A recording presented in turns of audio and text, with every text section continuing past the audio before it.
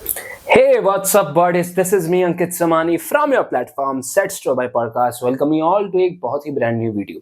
आज का ये वीडियो कोई फुल लेंथ पॉडकास्ट नहीं है, but it's a short mini podcast जहां पे हम शॉर्ट रैपिड फायर क्वेश्चंस पूछ के अपने गेस्ट से ये समझने की कोशिश करेंगे कि जो आज का टॉपिक है social service, social responsibility and as a youth our responsibility towards this society क्या है और इसके क्या प्रोज है, इसके क्या कॉन्स है। तो इसी पे बातचीत करने के लिए आज हमारे साथ जुड़ेंगी मिसेस सीमा भट्ट, जिन्होंने एज अ कार्यकर्ता अपने 25 वर्ष इस समाज क्षेत्र को दिए हैं and currently she is giving a lot to society. Apart from that, प्रदेश सभा की कोलकाता टाइम्स पत्रिका के अंदर ये एक प्राउड संपादक है एंड महासभा मीडिया प्रबंधन समिति में ये एक प्राउड मेंबर।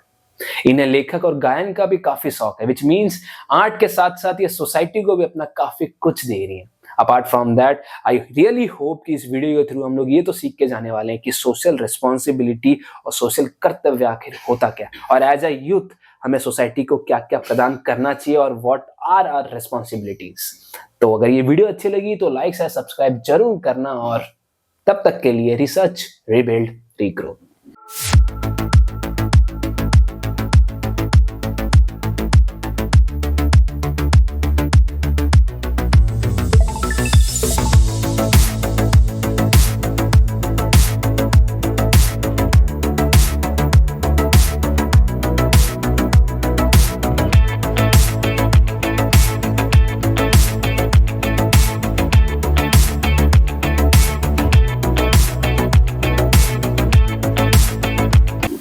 नमस्ते मैम, आपका बहुत बहुत स्वागत है हम लोग के set store bye podcast channel पे। आज के इस वीडियो का हम लोग का टॉपिक है सोशल सर्विस, जो कि बहुत ही ज्यादा इंपॉर्टेंट और बहुत ही ज्यादा जरूरी है आजकल के युवाओं के लिए खासकर। तो इस पे क्या कहना है आपका? एंड होप कि आपसे बातचीत करके इस वीडियो के थ्रू हम लोग को जो भी ऑडियंस है बहुत कुछ सीख के जाएगी। तो कैसा लग रहा है मैम आपको?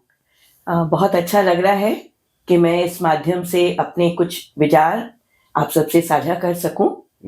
तो मैम, आपने इतनी सारी समाज सेवा की और करेंटली आप चला रहे लोगों को साथ लेके चल रहे हैं, तो ये सब का मोटिवेशन था क्या आपका आखिर? और सबसे पहली समाज सेवा आपकी क्या थी? मेरे बच्चे जब क्लास 4 या 5 में थे तो मुझे एक सामाजिक संस्था की ओर से उन्हें क्विज कंपटीशन में पार्टिसिपेट करने का मौका मिला। तो जब मैंने बच्चों को वहाँ रजिस्टर करवाया तो मैंने देखा कि कैसे संगठित होकर वे सभी कार्य करते हैं, और जब उनसे जुड़ी तो ये भी पता चला कि वो लोग सामाजिक क्षेत्र में भी सेवा कार्य भी बहुत करते हैं। तो मेरा रुझान उनकी तरफ ऑटोमेटिकली गया। तो मैम, ये समाज सेवा जो टॉपिक है आजकल युवाओं के मन में काफी दूर दूर में आता है। लाइक वो लोग नहीं चाहते कि हम लोग सोशल सर्विस करें, तो उनके अंदर ये भावनाएं कैसे जगाएं हम लोग? उनके अंदर हमें ये पहले तो ये समझाना पड़ेगा कि हमें समाज से हम किस तरह लाभान्वित होते हैं। वो हमें एक प्लेटफॉर्म प्रदान करते हैं हमारी कला के लिए, कुछ भी कार्य करने के लिए। बहुत सारे हमें उनसे सहयोग भी प्राप्त होते हैं। तो पहले हमें उन्हें समझाना पड़ेगा कि समाज क्या है और समाज से हम किस तरह लाभान्वित हो सकते हैं, और हमारे जो कुछ लक्ष्य हैं, हमारी जो कुछ सोच है, हम उसको समाज के माध्यम से पूरा कर सकते हैं। तो मैम, अगर जिसके पास पैसे नहीं है पर फिर भी उसकी बहुत इच्छा है कि मैं लोगों की मदद करूं, तो क्या करना चाहिए उसके लिए? क्या सही रहेगा? मतलब कैसे कर सकता है वो अपनी तन की सेवा द्वारा, तन सामाजिक सेवा में तन, मन, धन तीनों की आवश्यकता होती है। कुछ ऐसे होते हैं लोग जो सिर्फ धन देते हैं, वो खटनी नहीं कर सकते हैं। तो जो एक ग्रास रूट लेवल पे जाकर काम करना होता है, हम उस माध्यम से भी कर सकते हैं काम। मतलब मैम, या तो धन है तो धन से मदद करो, तन है तो तन से मदद करो, और मन है तो मन से करो। मन भी आवश्यक है। मन भी आवश्यक। आपने जब ये समाज सेवा शुरू की थी, सबसे बड़ा चैलेंज क्या था आपके सामने? मेरे लिए बड़ा चैलेंज था कि घर परिवार को कैसे बैलेंस करूं। मेरे बच्चे उस वक्त पढ़ते थे, मेरे सास ससुर वृद्ध थे, और मेरी इच्छा थी कि मैं समाज में जुड़ूं। तो ये मेरे लिए एक चैलेंज था, पर उसको आपने ओवरकम करके समाज सेवा की आखिर में। हाँ, मुझे घर वालों का भी सपोर्ट मिला। लेकिन सबसे बड़ी बात जो मैंने सीखी कि हम टाइम मैनेजमेंट के द्वारा हम हर काम को कर सकते हैं, और मन में एक दृढ़ संकल्प होना चाहिए। आपका मन शांत होता है जब आप लोगों की मदद करते हैं? वो क्या फीलिंग है आपके लिए? एक बहुत सैटिस्फैक्टरी फीलिंग जिसको बोलते हैं कि हम किसी के लिए कुछ कर सके या हम किसी को अगर एक टाइम का भोजन भी दे सके और उनके चेहरों पे जो हंसी आती है तो वही हमारा इनाम होता है। तो मैम आजकल ये भी ट्रेंड चल के रखा है कि जो जेनजी है हम लोग के खासकर, वो अनाथ आश्रम जाते हैं तो वहां पे जब वो ब्लैंकेट या कुछ भी दे रहे हैं तो उसका वीडियो बना के यूट्यूब या इंस्टा पे पोस्ट कर रहे हैं। इस पे क्या कहना है आपका, ये किस हद तक सही है ये?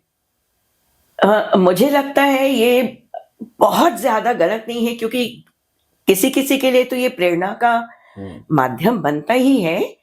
और सही है, मतलब ठीक है, मतलब हाँ, अगर ये किसी को प्रेरित करता है हाँ, तब तो सही है। तब तो सही है। और सिर्फ अगर आप लाइक्स के लिए कर रहे हैं कि मुझे सिर्फ लाइक्स चाहिए या कितने लोगों ने उसको देखा या मुझे व्यूज अपने बढ़ाने, तब ये गलत है। गलत है। हाँ।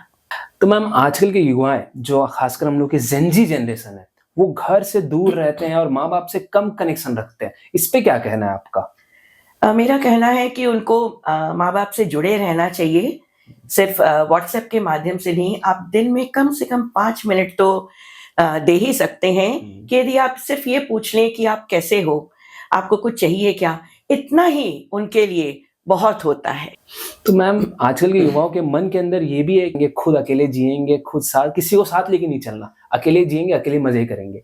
तो इस पे क्या कहना है? इसके कारण जो शादियों की रेट है वो भी बहुत कम हो रही है, लोग नहीं चाहते कि हम शादी करके अपना गृहस्थी संभाले, तो इस पे क्या कहना है आपका? एक तो इसका एक कारण तो ये है कि हम अपने बच्चों को आज जॉब्स के लिए दूर भेजते हैं। वो जिस जगह रहते हैं वो वहाँ के रहन सहन को, वहाँ के सब तौर तरीकों को अपना लेते हैं।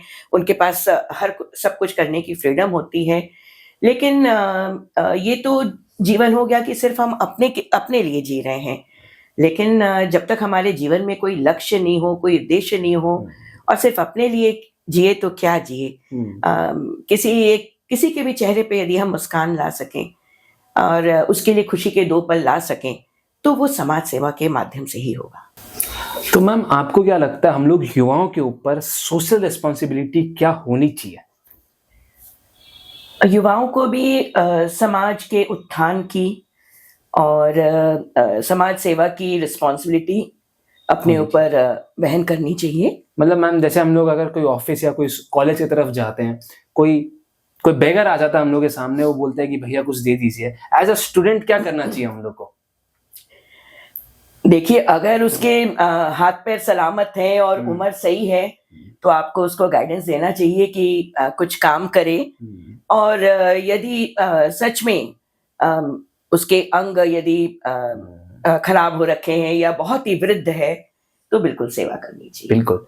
तो मैम आजकल क्या है कि हर एक ट्रैफिक सिग्नल्स पे लोग आके पैसे मांगते हैं, तो ये कभी कभार लगता है कि यार ये तो पूरा सही है, फिर भी इसको देना चाहिए कि नहीं देना चाहिए, वही एक सवाल था। तो आपने बहुत ब्यूटीफुली बोला कि अगर उसके हाथ पांव काम कर रहे हैं या फिर वो जवान है तो उसे समझाना चाहिए कि भाई बिल्कुल मेहनत करके पैसे कमा। बिल्कुल। आजकल जो ये न्यूक्लियर फैमिली का कंसेप्ट है कि केवल पति पत्नी और उनके बच्चे रहेंगे, ज्वाइंट फैमिली से वो दूर रहना चाहते हैं, ये आखिर क्यों आ रहा है मन के अंदर, ये भावना जग क्यों है आखिर? क्या ये सोशल मीडिया का इम्पैक्ट है? सोशल मीडिया का इम्पैक्ट कुछ हद तक तो है ही। बस हम और हमारे बच्चे मेरे ख्याल से इस भावना से परिवार नहीं बनते हैं, क्योंकि परिवार वही होते हैं जो साथ जीते हैं, उठते बैठते हैं, खाते हैं और एक दूसरे के दुख दर्द को समझते हैं। इसीलिए आजकल आप देखो कि यदि किसी पर परेशानी आती है तो उसके साथ खड़े होने वाला कोई नहीं होता है। तो ये इसी समय परिवार काम आता है जब दुख की घड़ी होती है तो। बिल्कुल बिल्कुल, दुख सुख में परिवार ही सबसे पहले खड़ा रहता है। और उसके बिना सब कुछ अधूरा सा है। तो मैम आजकल के युवाओं को अगर आप 2-3 शब्द कहना चाहेंगे कि वो समाज सेवा में उतरे तो क्या कहना चाहेंगे आप? सबसे पहले तो आप परिवार से जुड़े रहें। आपके घर के जो बड़े हैं उनको सोशल मीडिया के अलावा आप कुछ समय उनको दें और समाज से इसलिए जुड़े क्योंकि आपकी जो कला है और आपके अंदर जो प्रतिभा है उसके लिए समाज एक प्लेटफॉर्म बहुत अच्छा प्रोवाइड करती है। ये आप जुड़ेंगे तभी आप समझेंगे और इस माध्यम से आप हर प्रकार की सेवा, चाहे वो देश सेवा हो, पारिवारिक हो, हर प्रकार की सेवा आप कर पाएंगे। तो मैम आपने इतनी समाज सेवा की और करेंटली आप कर भी रहे हैं, तो सबसे प्यारा मोमेंट क्या था आपका इस पूरे जर्नी के अंदर? बहुत वर्षों पहले जब मैं इस क्षेत्र में जुड़ी थी, तो हम एक अनाथ आश्रम में बच्चों को खाना खिलाने गए थे। तो वो जो खाना और एक चॉकलेट लेकर बच्चों के चेहरे पे जो मुस्कान देखी, तब मुझे समझ में आया कि एक वक़्त का भोजन भी किसी-किसी के लिए कितना आवश्यक होता है और कितनी खुशी का माध्यम होता है। इस पूरे प्रोसेस और इस जर्नी में आपका सबसे चैलेंजिंग मोमेंट क्या था? मतलब आपने बोला कि पर्सनल और वर्क लाइफ मैनेज करना तो चैलेंज था ही, पर उसके अलावा? कुछ वर्षों पहले हाँ, कलकत्ता में एक महाधिवेशन हुआ था और जिसके संचालन का कार्य मुझे मिला था और वो मैं प्रथम बार इतने बड़े मंच पे कर रही थी और वहाँ पे उस मंच पे बिरला परिवार के साथ और भी बहुत गणमान्य प्रबुद्ध जन थे। तो वो मेरे लिए एक बहुत चैलेंजिंग मोमेंट था कि मैं अपने कार्य को अच्छी तरह से अच्छी कर तरीके पाऊँ। से हर बार मैम ये रहता ही होगा कि आप कोई अगर सोशल सर्विस कर रहे हैं तो उसको अच्छे तरीके से निभाना, उसको अच्छी तरीके से समाप्त करना ये बहुत जरूरी होता है। बिल्कुल रहता है। एक छोटे से भी कार्य की हमें रूपरेखा बनानी होती है और हम उसको सही तरीके से कर पाएँ, अपने बजट में कर पाएँ और जिन लोगों के लिए हम वो सेवा कर रहे हैं, उन वो जो जिनको हम सेवा दे रहे हैं, वो उससे अच्छी तरह से लाभान्वित हों। आजकल की दुनिया में मैम लोगों को साथ लेके नहीं चलना चाहते। जो लोग नहीं चाहते उनके लिए कुछ कहना चाहें, क्योंकि आखिरकार में जो लोग को साथ लेके चलेंगे वही आपके काम आएंगे। क्या कहना है आपका इस पे? बिल्कुल सही बात है और वो कहते हैं ना कि एक से एक जब जुड़ता है हाँ। तभी कारवां बनता है और जब तक आप जुड़ोगे नहीं, तब तक आप किसी बड़े लक्ष्य को, किसी बड़े कार्य को आप एक पूर्ण रूप नहीं प्रदान कर पाओगे। और तो मैम जो लोग नहीं जुड़ पा रहे समाज के अंदर, तो वो कैसे जुड़े और उन्हें क्या इंसेंटिव लेना चाहिए जुड़ने के लिए? देखिए, आप घर बैठे भी अपना सहयोग प्रदान कर सकते हैं। यदि आप में कुछ लिखने की कला है या कुछ गायन की कला है, तो आप जो समाज के लोग हैं, आप उनसे अगर आप कॉन्टैक्ट में हैं, तो आपकी कला को निश्चित रूप से एक प्लेटफ़ॉर्म मिलेगा। तो प्रयासरत आपको खुद को कदम बढ़ाना पड़ेगा। मैम समाज सबके लिए ओपन है। बिल्कुल जो खुला अपनी है। कला दिखा सकते हैं उनको हाँ, समाज वेलकम करता है। बिल्कुल। आपको क्या लगता है कि अपना समाज अगले 5 साल पे कहाँ जाना चाहिए? हमारा समाज बहुत क्षेत्रों में अभी नहीं जा पाया है। प्रशासनिक सेवा जैसे आईएएस, आईपीएस शुरुआत हो गई है और भी अन्य क्षेत्र हैं, चाहे वो डॉक्टरी क्षेत्र हो, चाहे पायलट्स हों। अभी परसेंटेज कम है और लेकिन हमें बिल्कुल जाना चाहिए। तो मतलब जहाँ पे अपना समाज नहीं जा पाया है, अगले 5 साल में दिखाना पड़ेगा। बिल्कुल, बिल्कुल। वाह! तो मैम ये एक बहुत स्ट्रॉन्ग मैसेज है हम लोग के युवाओं के लिए कि अपने आर्ट को, अपने कल्चर को आगे बढ़ा के जाएँ। तो मैम आपको क्या लगता है अभी के डेट पे हम लोग के समाज में सबसे बड़ी दिक्कत क्या है? और उसको कैसे सॉल्व किया जा सकता है? सबसे बड़ी दिक्कत हमारे जो वैवाहिक संबंध जो आजकल विच्छेद हो रहे हैं, इन दिनों सबसे बड़ी दिक्कत वही आ रही है। सगाइयाँ हो जाती हैं लेकिन फिर सुनने में आता है कि वो रिश्ता नहीं रहा। विवाह के बाद भी अनेकों वर्ष बाद भी संबंध विच्छेद हो रहे हैं, तो ये मुझे लगता है अभी सबसे बड़ी समस्या है हमारे।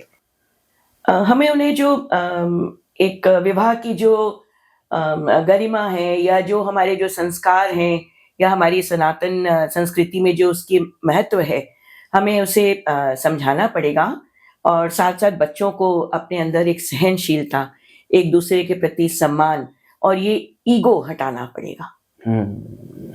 जो आजकल अक्सर मतलब देखा जाता है कि संबंधों के विच्छेद की सबसे बड़ी आजकल जो कारण, मुख्य कारण है।